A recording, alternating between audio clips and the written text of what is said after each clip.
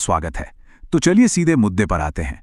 अमेरिकी बाजारों में भाई एक ऐसी जबरदस्त तेजी आई है ना कि पूरी दुनिया का ध्यान वहीं खिंच गया है। आज हम इसी को समझने की कोशिश करेंगे कि आखिर हो क्या रहा है। तो सवाल यह है कि ये तेजी आखिर थी कितनी बड़ी। डाउ जोन्स 1000 पॉइंट से भी ज्यादा ऊपर।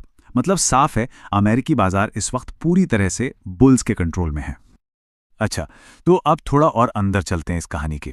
देखिए, ये जो आग लगी है ना, ये सिर्फ अमेरिका तक सीमित नहीं है। इसकी लपटें मतलब एक जबरदस्त पॉजिटिव लहर पूरी दुनिया के बाजारों तक पहुंच गई है। और सबसे मजेदार बात क्या है पता है? ये देखना कि कैसे एक बाजार का असर दूसरे पर पड़ता है। डाउ और नैस्डैक तो रॉकेट बने हुए थे, पर इसका असर देखिए। यूरोप के बाजार जो पहले लाल निशान में थे, वो भी पलटकर हरे में बंद हुए। और इस पूरी पिक्चर का हीरो कौन है? जी हां, टेक सेक्टर, जिसने एक शानदार कमबैक किया है। हर जाहिर है, इस ग्लोबल पार्टी का असर हमारे अपने बाजार पर भी दिखना ही था। सिंगापुर में जो अपना गिफ्ट निफ्टी ट्रेड होता है ना, वो करीब करीब 140 पॉइंट ऊपर है। और ये एक साफ इशारा है कि सोमवार को एक बड़ी गैप अप ओपनिंग हो सकती है। लेकिन ठहरिए, कहानी इतनी सीधी नहीं है। इस टेक रैली की पिक्चर में एक बड़ा ट्विस्ट है। एक अजीब सा, कह सकते हैं, पैराडॉक्स है। जहां कुछ कंपनियां आसमान छू रही हैं, वहीं कुछ बड़े बड़े दिग्गज जमीन पर आ गिरे। सवाल यह है कि भाई ऐसा हो क्यों रहा है? इस तस्वीर को देखिए, सारी पहेली सुलझ जाएगी। एक तरफ है एनवीडिया, जो 7% ऊपर है, और दूसरी तरफ अमेज़न 7.5% नीचे। जरा सोचिए, एक ही सेक्टर की दो बड़ी कंपनियां, और नतीजों में जमीन आसमान का फर्क है ना। हैरान करने वाली बात। तो अब हम आते हैं उस $1 मिलियन क्वेश्चन पर कि भाई अगर टेक सेक्टर में इतनी आग लगी हुई है, तो फिर अमेज़न और गूगल जैसे बड़े खिलाड़ी क्यों पिट रहे हैं? और जवाब है एआई पर होने वाला बेहिसाब खर्च। अमेज़न कह रहा है कि वो एआई पर $200 बिलियन खर्च करेगा, और गूगल वो भी पीछे नहीं है, करीब $185 बिलियन। ये जो नंबर है ना, ये इतने बड़े हैं कि सुनने में भी चक्कर आ जाए। और बस यही बात इन्वेस्टर्स को डरा रही है। तो असल में इन्वेस्टर्स की चिंता क्या है? देखिए, उनको डर ये है कि ये कंपनियां एआई पर जो आंख बंद करके पैसा लगा रही हैं, कहीं वो डूब ना जाएं। सवाल ये है कि क्या इतने भारी भरकम निवेश से वैसा ही रिटर्न मिलेगा, या फिर ये कंपनियां अपने दूसरे प्रॉफिट वाले बिजनेस का पैसा निकालकर एक ऐसे कुएं में डाल रही हैं जिसका कोई तल ही ना हो। बस यही वो डर है जो अमेज़न और गूगल के स्टॉक को नीचे खींच रहा है। चलिए, अब ग्लोबल बाजारों से निकलते हैं और आते हैं अपने घर, मतलब इंडिया के कॉर्पोरेट वर्ल्ड में।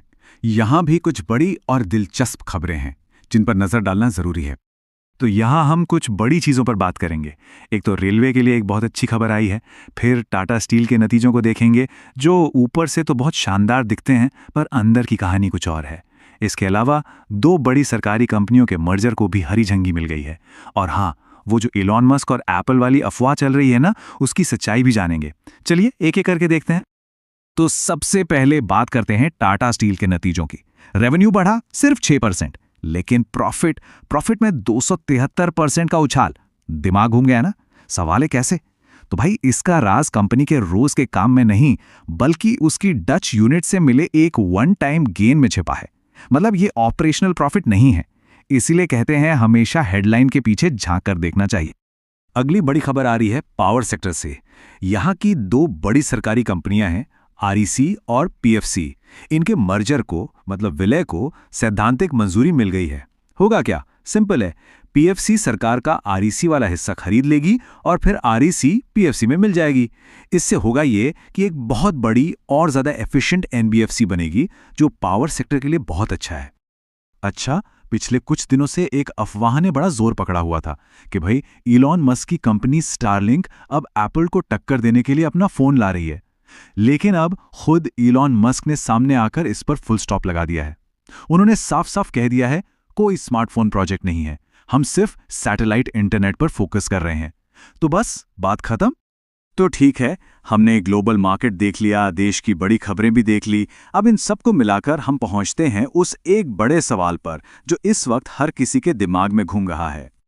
और वो सवाल सीधा सा है कि क्या सोमवार को बाजार में धमाका होगा? क्या हम एक बड़ी गैप अप ओपनिंग देखने वाले हैं? अब देखिए, इसका जवाब सीधा हाँ या ना में नहीं है। सिक्के के दोनों पहलुओं को देखना होगा।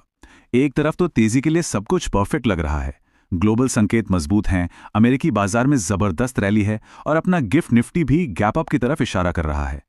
लेकिन कहानी में एक लेकिन है, और वो है वीकेंड रिस्क। मतलब शनिवार और रविवार को मार्केट तो बंद रहता है पर दुनिया नहीं रुकती। इन 2 दिनों में कोई भी बुरी खबर आ सकती है, चाहे वो जियोपॉलिटिक्स से जुड़ी हो या फिर अचानक कच्चे तेल के दाम बढ़ जाएं, और ये सारी की सारी पॉजिटिविटी पर पानी फेर सकती है। तो कुल मिला के बात यह है कि सोमवार को बाजार किधर जाएगा, इसका सबसे बड़ा डिसाइडिंग फैक्टर ये वीकेंड ही है। अगर ये शनिवार और रविवार शांति से निकल गए, कोई बड़ी नेगेटिव खबर नहीं आई, तो एक जबरदस्त शुरुआत की पूरी उम्मीद है। तो सवाल वहीं का वहीं है, क्या आने वाला सोमवार एक हैप्पी मंडे होगा?